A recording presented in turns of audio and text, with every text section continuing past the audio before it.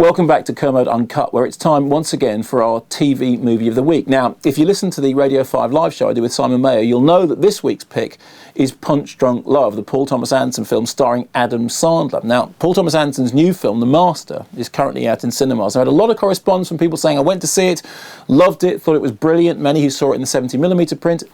An equal amount, however, from people saying, I saw The Master, what on earth are you on about?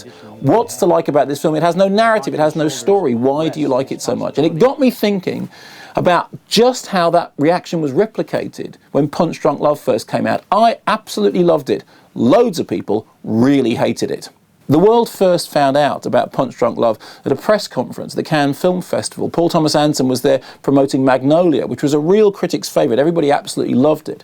And after the screening, he was answering questions, and somebody said, what are you going to do next? And he said, I'm going to do an Adam Sandler film. And everyone laughed, thinking he was having a joke. Turned out that was exactly what he was doing. Or, as he later described it, an art house Adam Sandler film. I remember the first time I saw Punch Drunk Love being completely sideswiped by the strange intensity of the movie, by the way in which its love story totally swept you up, by the way in which it portrayed that very strange boundary between what is sane and what is insane. But the thing that stuck with me more than anything else was that Paul Thomas Anderson had understood how to use his actors. People often refer to him as an actor's director. It is, for my money, the defining role for Adam Sandler. Because see, I never really found Adam Sandler that funny. I'd watch his comedy movies and think, actually, he's kind of creepy, he's kind of scary, he's kind of deranged. And Punch Drunk Love is the movie which understands that. Punch Drunk Love is the movie which puts Adam Sandler on screen in the way he was meant to be seen. Not funny, but scary.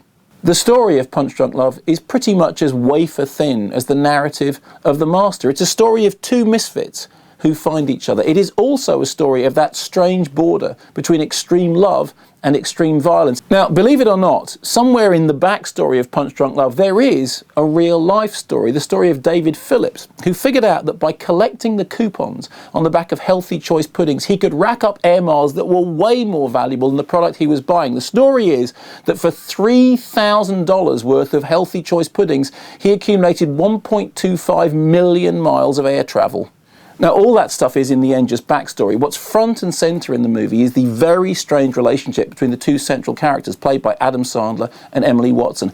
And, of course, the music. Now, there's nothing new in saying that a Paul Thomas Anderson movie features extraordinary use of music, but never has it been so much embedded in the scene. Here, in the shape of a harmonium which gets left outside Adam Sandler's office and which he plays during the course of the movie. In fact, some of the original score was played on set as the actors were playing their scenes.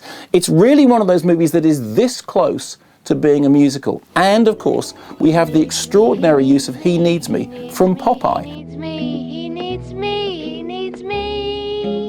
I did an on-stage interview with Paul Thomas Anderson when Punch Drunk Love first came out. I remember asking him, how come you ended up using that very iconic song from Popeye, the movie? And he said, well, the thing about Popeye is not enough people have seen it, not enough people like it, and in the end, it's kind of the same story as Punch Drunk Love. Is it? Now, I don't want to give too much away before you watch the film, which I know you're going to do, but here's a couple of things to take note of. Robert Elswit's cinematography is absolutely extraordinary. The frame literally shimmers. And here's another little detail. In the sequence in which Adam Sandler is in the supermarket, checking out the packets on the shelves, look at that figure in the background. Who is that? Because if it's who you think it is, that completely changes the power structure of the relationship.